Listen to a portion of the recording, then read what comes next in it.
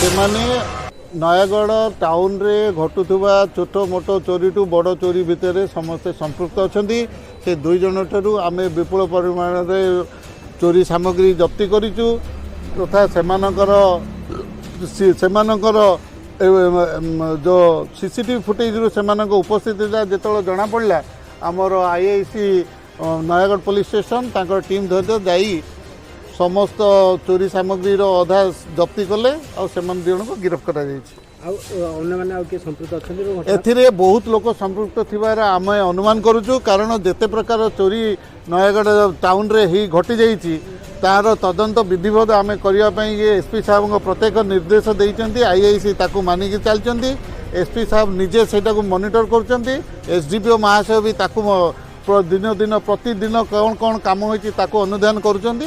एथिरे आमे चोर को जो अपराधी को रिमांड रे आनिबो अन्य केस रो संपृक्ति विषय नहीं ताकू आमे तदंत करिवो।